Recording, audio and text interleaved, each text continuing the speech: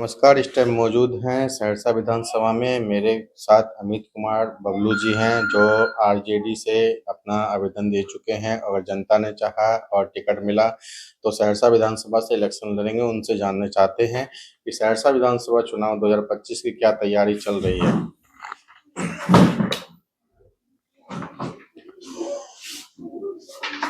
तैयारी तो पूरे जोर शोर से है और एक ही उद्देश्य है कि तेजस्वी जी को मुख्यमंत्री बनाना, और इसके लिए पूरा संगठन जो है लगी हुई है।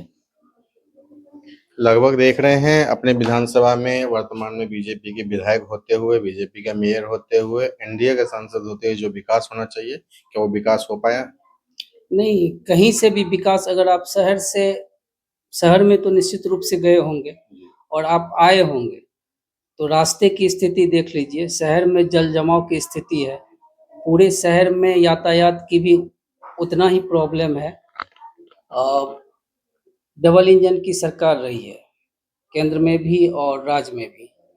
और आप देखिएगा कि ओवर ब्रिज का जो मामला है, लगभग 20-25 वर्षों से इसके लिए कई बार आंदोलन हुआ, लेकिन आज तक उस पर कोई भी, अभी भी हमको डाउट है कि पता नहीं थोड़ा सा एक्टिव है, लेकिन होगा या नहीं होगा ये संदेह के घेरे में है। जिस तरीके से सहरसा विधानसभा की बात करते हैं, नगर निगम भी आ जाता है और वहां पर भी समस्या काफी ज्यादा है। भ्रष्टाचार चरम सीमा पर है, आए दिन वहां पर जांच होती है, लेकिन अभी तक किसी को सजा नहीं मिली है। कई तरह के, अभी फिलहाल आप जब आप बैजनाथपुर से सहरसा के बीच जाइएगा, तो अभी जो लाइटिंग लगा है उसकी स्थिति आप देखते हुए जाइएगा। फ्यूज भी है और एक भी सही से लाइटिंग नहीं लगाया गया है, उसमें भी भ्रष्टाचार है। और सड़क, जितने भी सड़क बने हैं, सारे सड़क एक बरसात के बाद निश्चित रूप से टूटना ही टूटना है। आप पॉलिटेक्निक का जो सड़क है उसकी स्थिति देख लीजिए, उसके बाद विद्यापति नगर का सड़क देख लीजिए, आप मेन रोड जो है हटियागाछी का सड़क देख लीजिए। किसी भी मोहल्ले में आप जाइएगा और पानी का ड्रेनेज सिस्टम बिल्कुल ही नहीं है। किसी भी सड़क को सुरक्षित रखने के लिए सबसे जरूरी है ड्रेनेज सिस्टम, वो कहीं से भी पूरे शहर में लगता ही नहीं है। मतलब एक कहा जाता है कि सहरसा शहर के जैसा, लेकिन ये शहर है ही नहीं। आने वाले दिनों में जिस तरीके से विधानसभा चुनाव होंगे, जनता इस चीज को याद रखेगी। आप लोग अगर यहाँ पे मौका मिलेगा, आप लोग जीतेंगे, तो महागठबंधन का क्या क्या योजना आप जनता तक पहुंचाएंगे? देखिए, महागठबंधन सबसे पहले तो भ्रष्टाचार और अपराध, ये दो चीज पर नियंत्रण रखा जाएगा, ताकि जनता को जो भी कठिनाई हो रही है, आप थाना ब्लॉक कहीं भी जाइए, इतनी भ्रष्टाचार है कि एक साधारण राशन कार्ड बनाने के लिए, पेंशन बनाने के लिए, आधार और क्या कहते हैं जाति प्रमाण पत्र, आवासीय प्रमाण पत्र बनाने के लिए भी, दाखिल खारिज के लिए भी घूस देना पड़ता है। लेकिन हमारी सरकार जब आएगी तो 1 रुपया घूस नहीं लिया जाएगा। माननीय नेता तेजस्वी जी ने भी कहा है कि हम पढ़ाई, दवाई, कमाई, सिंचाई, सुनवाई और कार्रवाई वाली सरकार देंगे, चाहे वो ब्लॉक का हो, थाना का हो या किसी भी विभाग का हो। और शिक्षा में तो निश्चित रूप से बहुत ज़्यादा सुधार होगा, क्योंकि जो बेस है आम आदमी के लिए, शिक्षा और स्वास्थ्य, इससे पहले भी जब तेजस्वी जी उप मुख्यमंत्री रहे और स्वास्थ्य मंत्री थे, तो उन्होंने शिक्षा में बहुत अच्छा काम किए हैं। अभी फिलहाल पूर्णिया में एक अस्पताल का औचक निरीक्षण किए, वहाँ और इतनी खामियां थी कि वो आप सभी पत्रकार बंधुओं को पता होगा ही। यहाँ मॉडल हॉस्पिटल का भी उद्घाटन सहरसा में किए थे। हाँ, तेजस्वी जी के ही नेतृत्व में मॉडल हॉस्पिटल का उद्घाटन भी हुआ था। लेकिन अभी की जो स्थिति, जो पहले थी 17 महीने में, जो वहाँ का डॉक्टर का, दवाई का संचालन जिस हिसाब से हो रहा था, अभी बिल्कुल ही ठप पड़ा हुआ है। जिस तरीके से एसआईआर का रिपोर्ट बिहार में आया, सुप्रीम कोर्ट द्वारा बोला गया आधार कार्ड को मेंशन किया जाए, लेकिन बहुत पहले से नहीं कर रहे थे ये लोग। उसके अलावा बहुत सारे वोटर के सहरसा विधानसभा में लगभग वोट कट गए। तो क्या समस्या आप लोग को आई उनको जुर्माने में BLA 2 से, और BLO को किस तरह के संपर्क किया आप लोगों ने? देखिए हम लोग 437 बूथ है हमारे विधानसभा में, लगभग सभी बीएलए के से हमने बातचीत भी किए हैं ऑलमोस्ट, और उसमें जो है बीएलए पर इतना दबाव था, खासकर बीएलओ पर, सरकारी बीएलओ पर, जो कि या तो शिक्षक होते थे या फिर आंगनवाड़ी सेविका होती थी। इतना ज़्यादा दबाव था कि वो लोग आनन फानन में अगर कोई एब्सेंट था तो उसको मृत दे दिया, कोई अगर बाहर गए हैं तो उसको एब्सेंट कर दिया गया। इस तरह की कई खामियां थी, लेकिन हम धन्यवाद देंगे माननीय सुप्रीम कोर्ट का कि उन्होंने जो है आधार कार्ड को प्रमाणिक दस्तावेज के रूप में शामिल करवा दिया, और इस कारण से जो है, और सुप्रीम कोर्ट के हस्तक्षेप के बाद जो है बीएलओ ने फिर से जहां भी गड़बड़ी थी उसको ठीक करने का काम किया। लेकिन अब भी जब तक फाइनल वोटर लिस्ट नहीं आ जाता तब तक अभी उस पर कुछ कहना मुश्किल है कि उसमें फाइनल वोटर लिस्ट आने के बाद जो हमारे बीएलए है, जो भी बूथ अध्यक्ष है, जब उसका सत्यापन करेंगे तो पता चलेगा कि इसमें कितने फर्जी वोट ऐड हुए हैं और कितने वोट जो है कटे हैं, जो जेन्युइन वोट है कटे हैं। तो जब तक फाइनल लिस्ट, बीएलओ का कहना है कि हम लोग पूरा लिस्ट बना के वहाँ भेज देते हैं ब्लॉक में या एंट्री, जहाँ पे डाटा एंट्री होता है, लेकिन जब वहाँ पे से फाइनल अथी आता है तो वो हमारे छांट देते हैं, हमारे पेपर को कहते हैं कि खो गया, ये हो गया। तो ये सब शिकायतें हैं, और जब हम लोग थोड़ा सा टाइट होते हैं तो बीएलओ जो है सो हाथ पैर जोड़ने लगता है कि नहीं हमारी कोई गलती नहीं है, हम पर कार्रवाई हो जाएगी। ऊपर से दबाव रहता है। जिस तरीके से राजस्व महाअभियान चल रहा है, लोगों के डॉक्यूमेंट सुधारे जा रहे हैं, जमाबंदी वगैरह, तो डॉक्यूमेंट सुधर रहे हैं या कुछ दूसरा काम भी हो रहा है इसके अंतर्गत?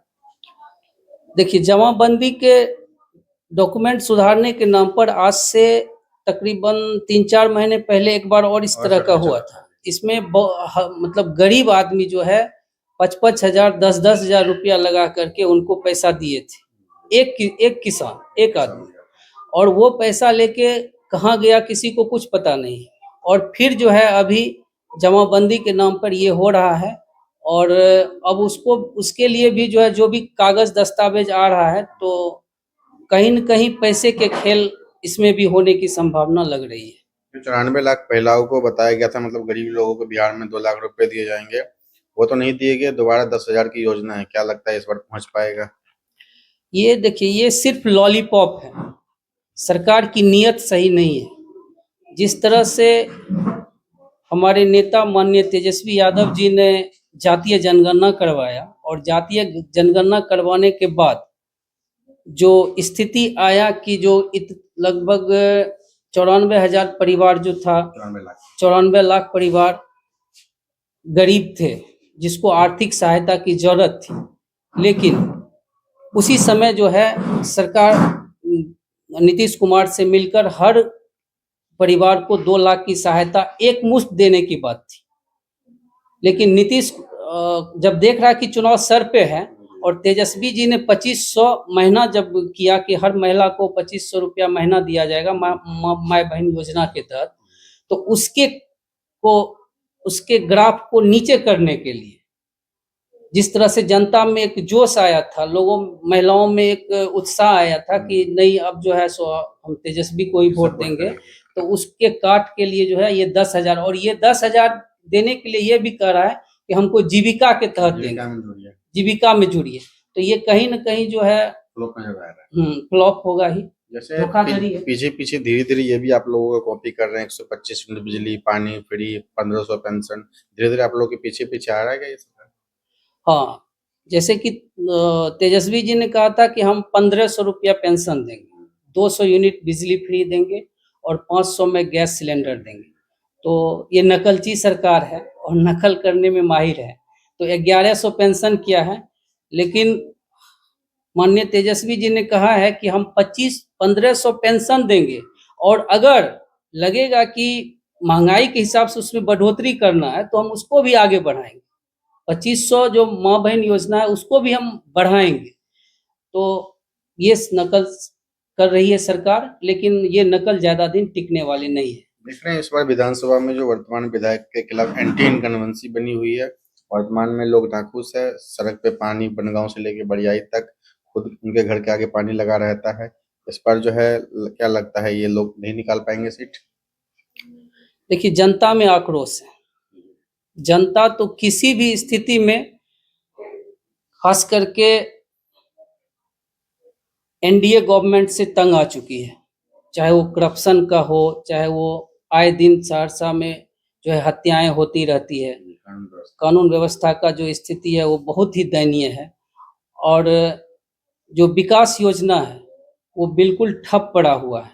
ये सरकार चाहती है कि जिस तरह से ये योजनाएं करके और जो है हम पैसे के बल पर वोट ले लेंगे, तो ये इस बार संभव नहीं है। इस बार जनता शराबबंदी जो लागू की गई थी लोगों के भलाई के लिए, लेकिन यहाँ पे तो खुलेआम डिलीवरी हो जाता है, तो इसमें क्या फायदा हुआ सरकार को?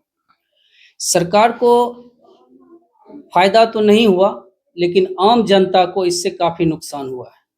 क्योंकि शराबबंदी के नाम पर गरीब लोगों को, खास करके दलित, अति पिछड़े लोगों को, जो लेबर क्लास के आदमी होते, मजदूर क्लास के आदमी होते, उनको तंग किया गया, उन पर केस डाला गया, उनको जेल में डाला गया। और शराबबंदी का जो भी फायदा या नुकसान हो वो तो समीक्षा के बाद ही पता चलेगा। लेकिन अभी की स्थिति जो है, जो हमारे युवा जो हैं, जो सरकार को ध्यान देना चाहिए, कॉरेक्स पी रहे हैं, जो कि सरकार के या प्रशासन के अंदर से काम हो रहा है। हर कोई अपना सेटिंग करके रखता है। तो हाँ, एक और वो कौन सा सुलेशन कुछ इस तरह का पी रहा है, गांजा का बढ़ोतरी हो गया है। तो एक तरफ आप शराबबंदी कर रहे हैं और एक तरफ युवा जो है नशा के दूसरे तरीके से नशा अपना कर जो है पारिवारिक स्थिति भी उसका डैमेज हो रहा है। जिस क्षेत्र में आप लोग जा रहे हैं तो जनता का कैसा प्यार आप लोगों को मिल रहा है? आपको जनता बदलाव के मूड में है। जनता चाहती है कि इस सरकार से पीछा छूटे। तेजस्वी जी का जो सपना है या जो उन्होंने वादा किया है, क्योंकि उनके क्रेडिबिलिटी पर किसी को कोई शक नहीं है। उन्होंने कहा था कि हम 10 लाख नौकरी देंगे, उन्होंने 5 लाख नौकरी दिया, 3 लाख को प्रक्रियाधीन करके आए। उसके अलावा जो है जितने भी सरकारी जो भी नियमित उनको नियमित किए, कॉन्ट्रैक्ट शिक्षक को रेगुलर किए, और स्वास्थ्य विभाग में भी बहाली की प्रक्रिया की। तो अब तो 17 महीने में अब इससे ज़्यादा क्या। और जनता को विश्वास है कि अगर इनको 17 महीने में आने के बाद इन्होंने ऐसा किया है तो आने वाले 5 वर्षों में ये निश्चित रूप से बिहार को विकसित बिहार बनाएंगे। तो विकसित बिहार बनाया जाएगा आने वाले 5 सालों में। और आप लोग इस बार कमेंट करिए, सहरसा विधानसभा में आप लोग कैसा विधायक चाहते हैं। अमित कुमार बबलू जी भी लगातार रेस में जनता से मिल रहे हैं। पार्टी ने टिकट दिया, जनता ने चाहा तो जीतकर अपना काम करेंगे। जिला सहरसा से रंजन जायसवाल की रिपोर्ट। अभी वर्तमान 5 साल 10 साल में क्या विकास हुआ आपकी नजर में और क्या बदलाव आप लोग चाहते हैं? देखिए, हम लोग चाहते हैं जो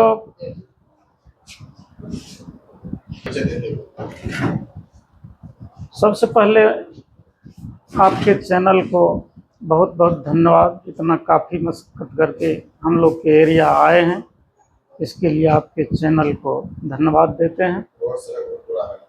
और रोड सब जगह आप देख ही लिए हैं। और मेरा नाम कपिल देव यादव, मैं किसान सेल के प्रधान महासचिव हूँ जिला के। और अभी जो किसान का चल रहा है, जो हम लोग के लिए इतना खादों में मारा मारी कभी आप लोग नहीं देखते होंगे। उड़िया का कीमत, डीएपी का कीमत अभी बाजार भाव में किसान जो है उसका फसल बेच करके वो अपना समुचित मुहैया नहीं कर पाते हैं। गरीबी से जूझ रहे हैं, बेरोजगारी से जूझ रहे हैं। हम लोग का फसल उचित दर पर नहीं मिलता है। हम सरकार से ये भी मांग करेंगे जो हमारा जो फसल हो वो उचित दर पर बिके, समय पर बिके, और जिससे कि हमारा स्वास्थ्य, शिक्षा सब में बढ़ोतरी हो। अभी बहुत सारा, अभी देखिए सरकार का पानी 20 रुपए लीटर बिक रहा है। हम लोग का दूध, जो 2 लीटर दूध उपार्जन करने के लिए बहुत मशक्कत करना पड़ता है, हमारा दूध जो है 40 रुपये बिक रहा है। तो बताइए पानी और दूध में क्या। इसलिए हमारा दूध का भी उचित रेट लगे, हमारा जो मेहनत मजदूरी है उसका उचित रेट लगे, किसान के लिए सस्ते दर पर खाद बीज मुहैया हो। हमारे जितने पैक्स जो सरकार बनाए गए हैं, जब हमारा धान का फसल तैयार हो जाता है उसके बाद उसका दुकान सजता है। इसलिए हमारा धान कटने से पहले हमारे जितने बिहार के पैक्स हैं, सब पैक्स को पहले से ही तैयार रहना है, जो हमारा किसान का उचित मूल्य पर उसका फसल ले सके, जिससे उसका भरपाई होगा। नहीं तो औने पौने दाम में हमारा फसल खराब हो जाता है। इसलिए इस पर, और विकास की जहाँ तक बात है, तेजस्वी की सरकार में आप देख लिए। और जहाँ तक गाली गलौज की सवाल है, पहले नरेंद्र मोदी ही जर्सी गाय का दिए हैं, 50 करोड़ का गर्लफ्रेंड का दिया हुआ सोनिया गांधी जी को। इसलिए गाली गलौज उतना हाई लेवल में नहीं जाएंगे, लेकिन बिहार में बदलाव चाहिए, तेजस्वी का सरकार चाहिए। एक बार तेजस्वी को हम लोग देखेंगे। जय हिंद, जय भारत।